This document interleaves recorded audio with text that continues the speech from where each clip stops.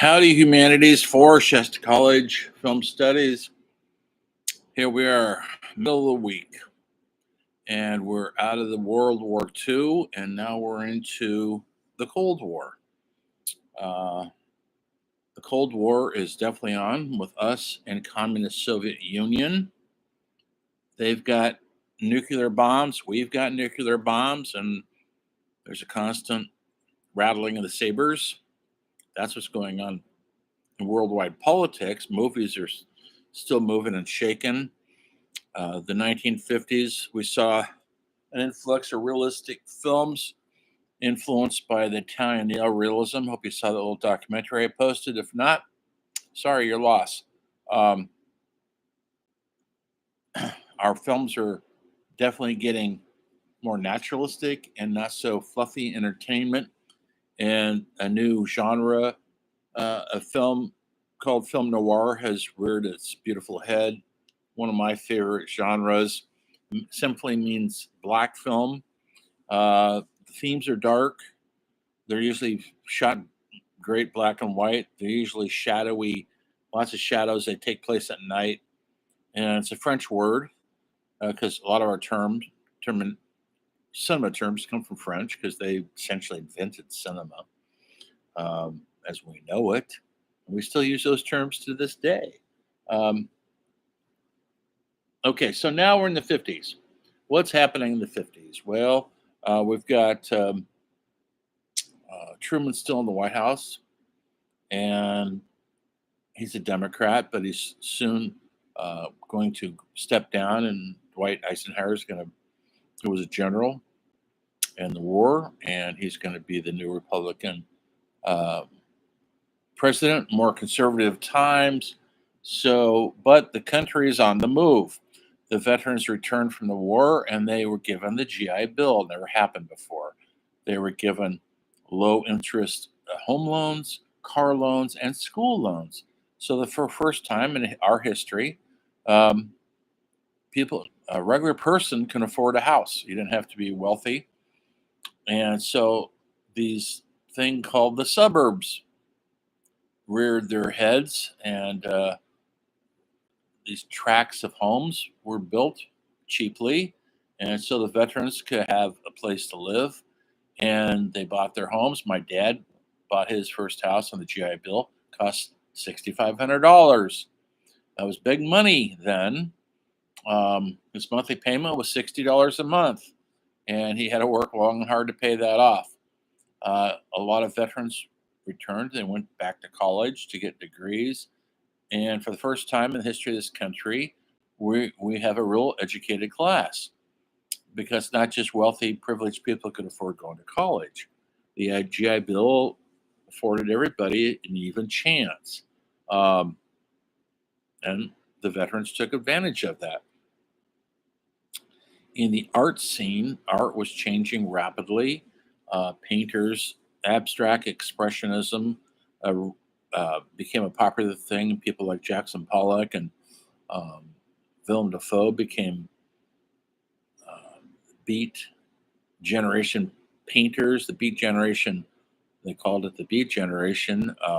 Writers like Jack Kerouac and Allen Ginsberg started writing their books. Those became hugely influential. The music changed, started going from kind of polite jazz music, dance music, to what they call bebop jazz. Improvised jazz was the hip music of the day, and people like Miles Davis and Dizzy Gillespie were the stars of that era. On the West Coast, we had Dave Brubeck and Chet Baker were blowing their horns and playing their pianos to what they call the cool West sounds of West Coast jazz. It was more laid back, and it was definitely white, and it wasn't so frantic, and it was very, very popular. And so the music is thriving. Rock and roll hasn't hit yet. Well, that's going to hit in a couple of years. So technology, everybody can afford at least one car now. Sometimes people have two cars. But a new thing has happened. Started about 1948, but now by 1950 or 52, there were thousands of televisions across the country. It's the first time they had those. And now people can watch TV without leaving. I'm going to sneeze. Sorry, I didn't. People stayed home in droves. They could watch TV for free. They didn't have to go to movies. And so movies started taking a downturn. Families were staying home and watching TV shows like Leave It to Beaver and The Honeymooners and I Love Lucy. And that was more popular than going to movies. And Hollywood didn't know what to do at first, how to combat that, how to get the audience back into the movie theater.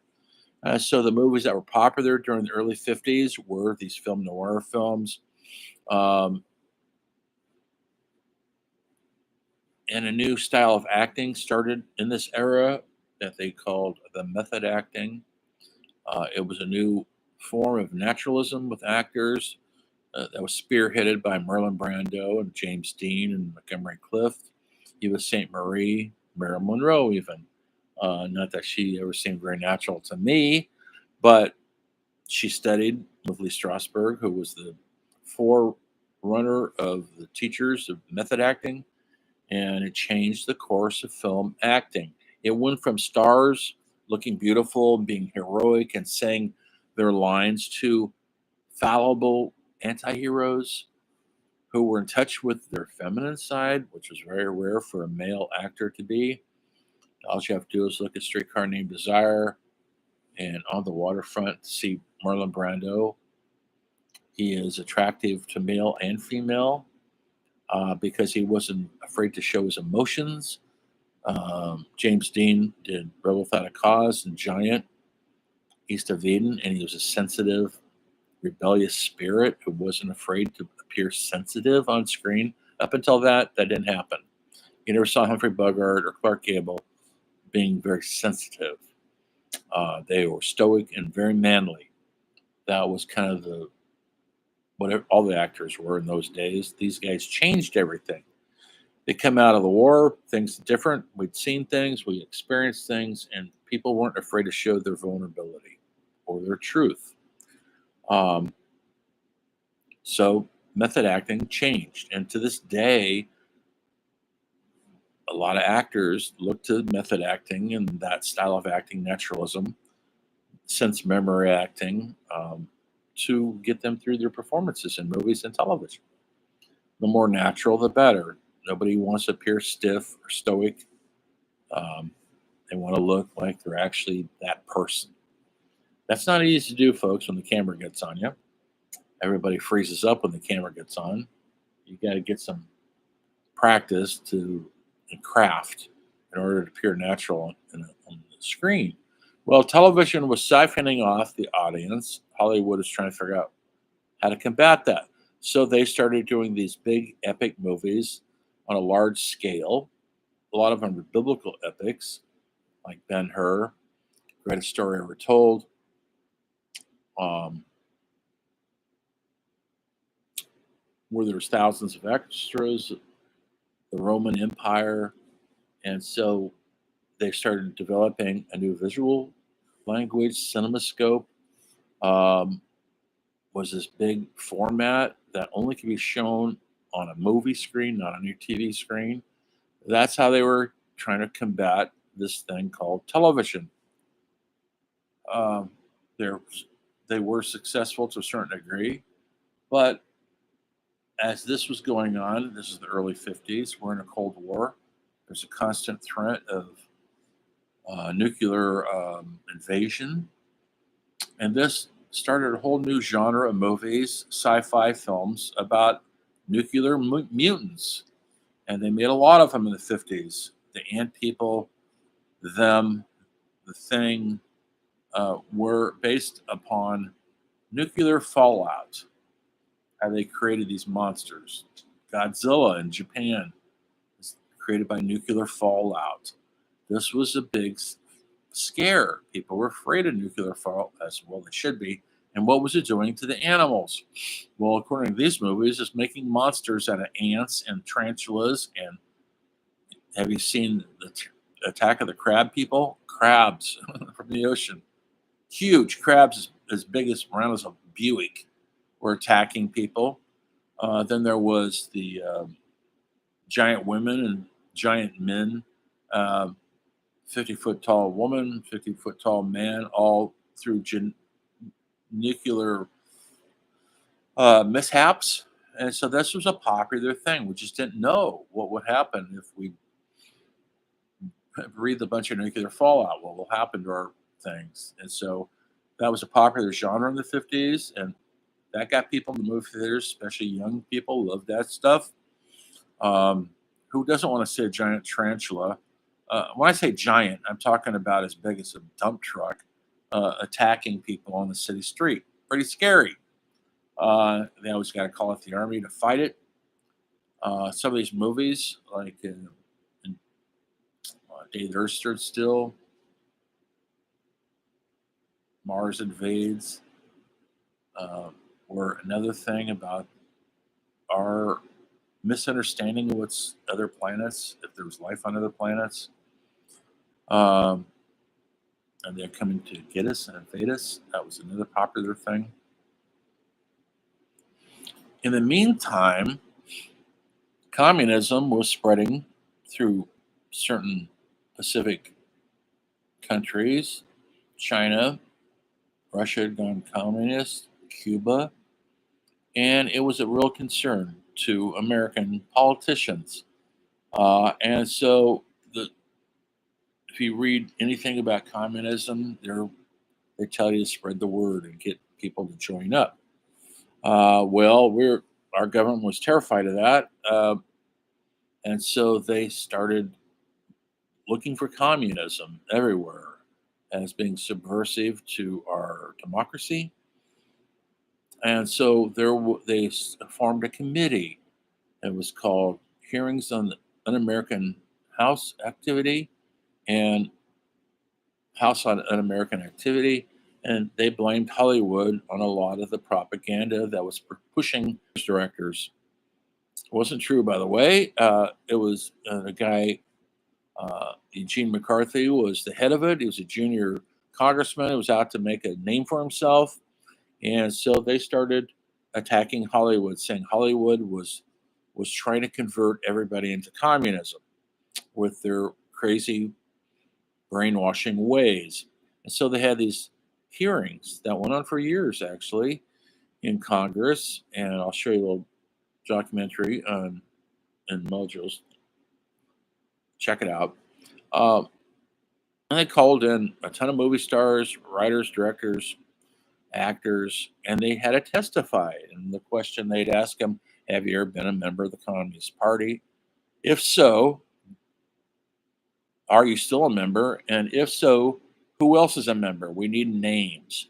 Well, during the 30s, when things got pretty rough in this country, during the Depression, people did lose faith in the US government. It seemed to be letting everybody down. And the Communist Party was a thriving thing here in the US. And a lot of artists, especially in New York City, Chicago, joined the Communist Party as the People's Party. Communism wasn't the evil thing it was that has become a dictatorship, totalitarian dictatorship that was forced on people by guns. Um, it was more like everybody should be equal. Everybody should own a home. Everybody should have land. Everybody should be on the same par as everybody else. Nobody should have more than somebody else because that creates division of the country, just like we're divided right now.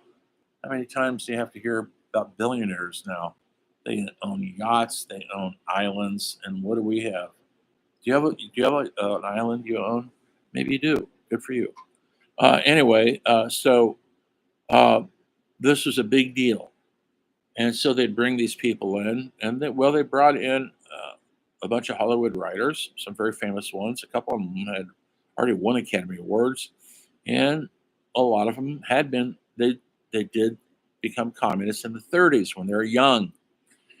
As they saw what communism became in Soviet Union, where Stalin was executing millions of his own people, they saw that it was wrong, and they disavowed communism. But they had been a member of the party. And so that made them suspect.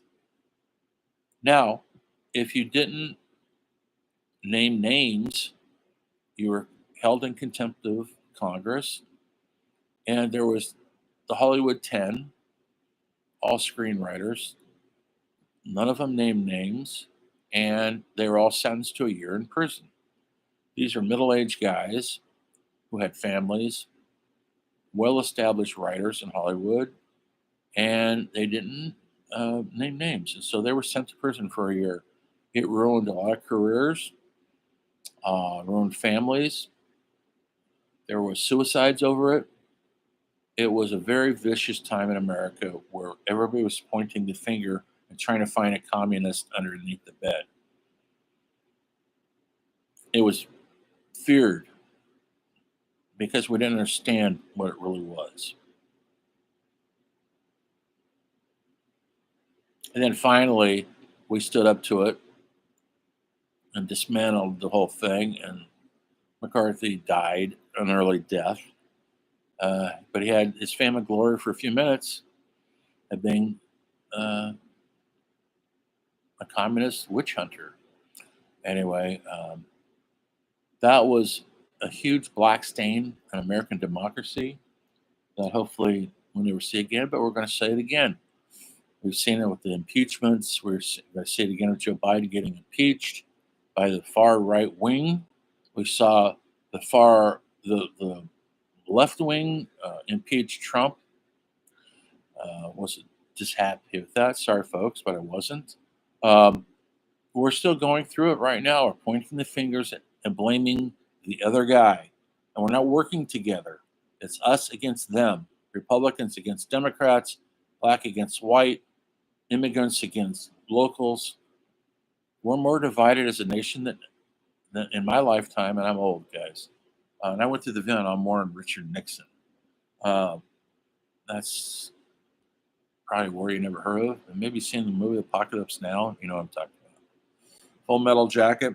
That was my war. Anyway, we all have a war. Your kids' war was the Gulf Wars, Afghanistan, and whatever the new wars that's coming up. We'll be fighting in the Ukraine before long. My point is, we're a divided nation like never before. Well, we were divided in the 50s too. People had to fight for their rights as citizens of the country, and it divided the nation until we started healing the wounds and we got back together again. Hollywood is still making movies throughout all this. Elia Kazan, a great director who had directed Marlon Brando and Streetcar Named Desire, Viva Zapata. Well, he was a communist in the 30s. He was no longer a communist, but he did name names because they threatened to, you're never going to work again unless you name names. You would lose your career. And he didn't want to lose his career, so he named some people that were communists in the day. And Marlon Brando didn't believe in that, squealing on other people. So he said, I will never work with that guy again, no matter what. He's a traitor to everybody. Well, Brando changed his tune when Kazan sent me a script for On the Waterfront, and he couldn't resist that one. So he forgave Kazan and made one of the greatest movies of all time, On the Waterfront. It's going to be your next essay, so you're going to see it. And Brando won the Academy Award. So even Brando put down his ideals enough to get his reward. So anyway, this was a real thing out there in the country. It divided families, divided states and people throughout the country. It was not, this is all during the 50s, right when rock and roll reared its head in about 1954, 55. And then the rest is changing after that. And I will continue that right from there next time I talk to you guys. I'm not going to sign an essay this week because I want you guys to catch up on your essays, and I got to catch up on my grading. So no essay due this week. I mean, there's something due. I know you're working on Citizen Kane, right? Hopefully by next time I see you, all your essays are graded, and we'll start off new next week. Enjoy your weekend. I will see you down the road where this story film continues.